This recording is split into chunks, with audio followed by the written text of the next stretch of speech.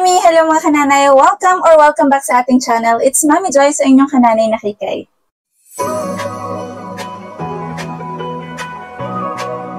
For today's video mga kamami, ma-share ko na rin sa inyo yung real-time experience ko sa paggamit nitong product na to, Honest Glow Facial Set. Pangalawang product na to ng Honest Glow na natry ko. Ang unang set ng Honest Glow na ginamit ko is yung tinted sunscreen.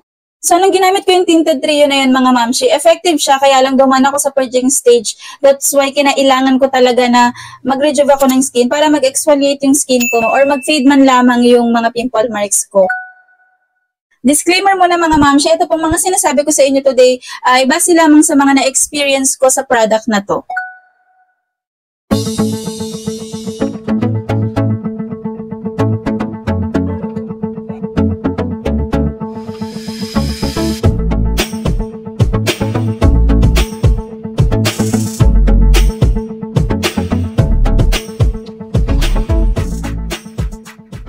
So, nung nabili ko ito mga mamshi, dalawang sabon yung free niya. Sulit na sulit ka na sa worth 270 pesos ko yata ito nabili kasi nakasale pa siya ng time na yon tapos saka free shipping siya. So, sulit na sulit, diba? So, sa mga magtatanong kung saan ba ito nabibili, i-visit nyo na lang affiliate shop account ko mga mamshi. Ilalagay ko na lang dito sa ating description box. So, ito yung skin ko before ako gumamit ng Rejuvenating Set by Honest Glow. Ang dami ko talagang pimple marks, no? So, this is my first day na gagamitin ko to mga kamami at daytime ngayon. So, yung first step nga natin is etong sabon. And then, next step is yung toner. So, nilagay ko lang siya sa cotton pads and then pinapat-pat ko lang sa skin ko. Huwag po nating ikuskus baka masunog yung skin natin mga mamshi. And then, sa third step natin, yung sunscreen na po mga kamami. Pero sa nighttime routine natin, syempre ang gagamitin natin is yung night cream or yung rejuvenating cream natin mga mamshi. So ganito lang din yung pag-a-apply. Medyo pinabilis ko lang yung video kaya medyo parang kinukuskus kong maigi. Day 3 ko na mga kamami at ngayon nag-peel agad yung aking mga pimple marks dito. So yung mga nakikita nyo dyan, pimple marks na lang yan lahat. So, ito lang yung active pimple ko nung gumamit ako nitong Rejuve set na to. So, this is my day 4 and grabe na yung pamamalat ko mga mamshi. So, yung mga pimple marks ko dito, parang namumula sila. Kasi nga, namamalat sila ngayon, mga beshi. Sobra yung pumamalat ko ngayong day 4 ko. Kakatapos ko lang maghilamos ng glass skin soap. Hindi pa ako naglalagay ng toner at nung sunscreen natin mga mamshi. Tapos na ako maghilamos ng sabon. Ngayon naman is magto-toner naman ako. So, ito yung toner ng Honest Glow. Nung first use ko nito mga mamshi, gumamit ako ng cotton pads. Pero, yun na yung last na cotton pads ko kaya hindi na ako gumamit ulit. Pwede rin naman kasi siya mga beshi na ganito lang. Ayan, ilalagay nyo lang sa kamay nyo and then ipapat nyo lang po yan dyan sa inyong pisngi. Ayan, sa inyong skin. Pwede yung ganyan.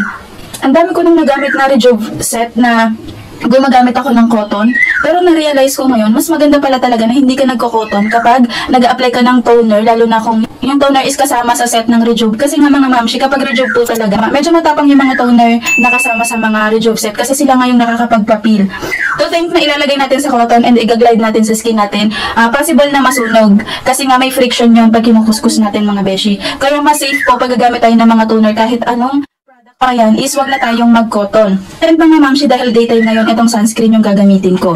Napakabango ng sunscreen nila. Meron pang applicator mga mamshi. Yung kulay niya is color light pink at napakabango. Pero hindi siya masakit sa ilong ha. This is my skin after putting face powder.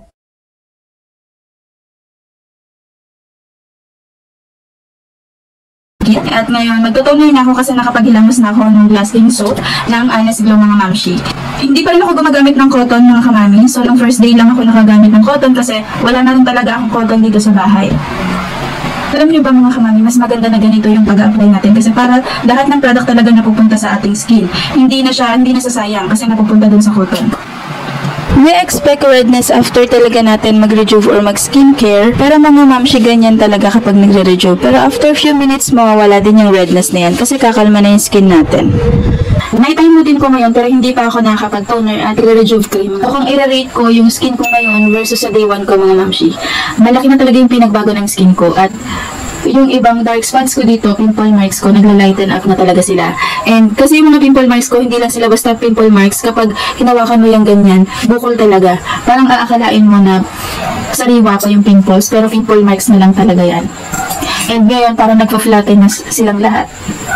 Nababawasan yung pagka-puff ng pimple marks ko. And ito yung isang pimple na tumubo sa akin during na ginagamit ko tong Rejuve set na to. Ayan, isang pimple yung tumubo sa akin and yung mga nakikita nyo dyan sa buong mukha ko ay pimple marks na lang yan. So ito yung face ko ngayong day 12 ko mga moms.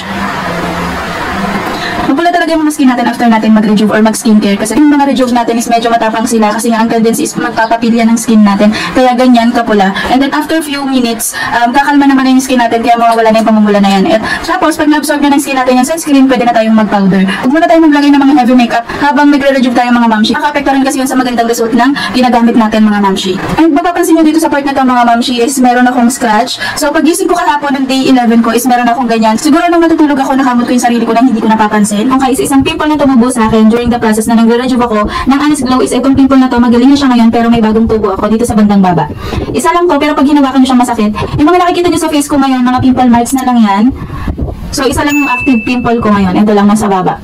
Para mani, hindi pa ako nakakapag-toner at nakakapag-sunscreen pero tapos na akong mag-sabon o yung glass skin soap. After ko mamaya ipapakita ko sa inyo kung ano yung face ko. Kasi ayoko na rin naman ipakita sa inyo yung face ko after kong mag-skincare. Yung hindi pa kalmado kasi nga mapula. Ayan, parang tusino siya. This is my skin after kong maglagay ng face powder or yung loose powder ni Nichito. Ayan mga mamshi. Pero ito mga mamshi, may konting kulay lang siya pero hindi siya talaga nakaka-cover up ng mga blemishes o yung mga pimple marks natin dyan. Kahapon ng day 14 ko, may isang tumubo sa akin na pimple. Ngayong day 15 ko, dalawa na yung tumubo sa akin. Ito at itong sa noo. Before ako maligo, may nana ito. Pero nawala naman siya after. And then mga mamshi, ayan yung skin ko. Kung nakikita nyo, nagpo-fade na yung mga pimple marks ko, mga dark spots ko dyan. May konting feeling pa rin akong na-experience dito sa may gilid ng bibig ko at dito sa gilid ng nose. Hi mga kamami, so day 18 ko na sa paggamit ng rejuvenating set na to mga mamshi.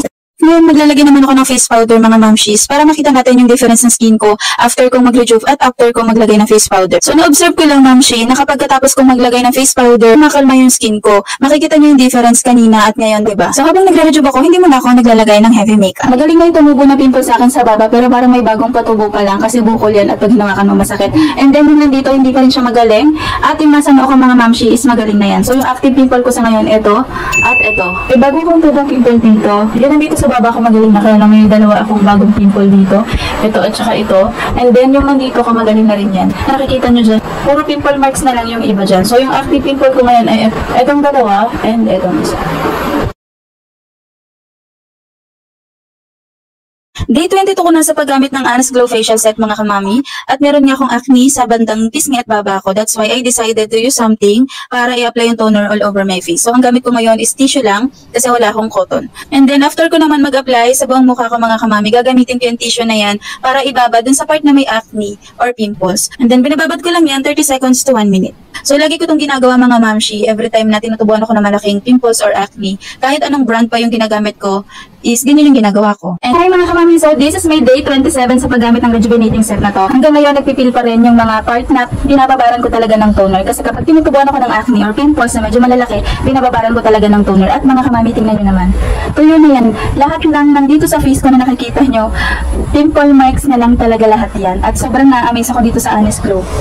Dahil tapos na ako doon sa stage na sobrang hapdi nung nararamdaman ko. Ngayon, wala na akong hapdi na nararamdaman. Kung meron man konting-konti na lang. At siguro na-immune na yung skin ko or na-adapt na ng skin ko yung product na to. Kaya naman, gano'n na lang yung effect sa akin.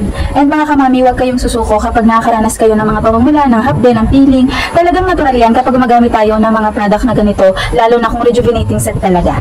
And by the way mga kamami, yung nakikita nyo dito sa jawline ko is, kinamot ko kasi yan nung matutulog siguro ako. Basta pagising ko meron akong ganyan. And dahil lang yan sa kamot ko, kaya kayo mga kamami hanggat maaari, iiwasan nyo yung pagkakamot.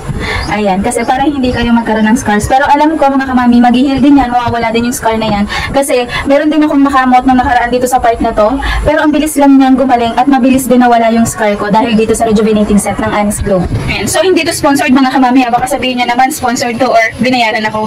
So, ayun nga mga mamshi, 27 days lang ako nakapag-rejuve kasi naubusan ako ng sunscreen. Ano pang 27 days ko, tsaka pa lang ako umorder. So, ilang days pa yung lumipas bago dumating to. Hindi ko na nga siya itinuloy kasi hindi na real-time experience yung masashare ko po sa inyo. Ang pinaka-amazing part dun sa experience ko is nung nakamot ko yung face ko, tapos nagsugat siya. Tapos ilang araw lang, nag-peel na yung sugat, tapos wala siyang naiwang peklat. Yun yung pinaka-gusto ko dito sa product na to. Kaya sabi ko sa inyo, uulitin ko yung paggamit nito kapag kailangan ko na ulit mag-rejuvenate. And that's all for today's video mga kamami. I hope nagustuhan niyo at may natutunan kayo sa video natin today. If you do, please like, share, and don't forget to subscribe and click the notification bell.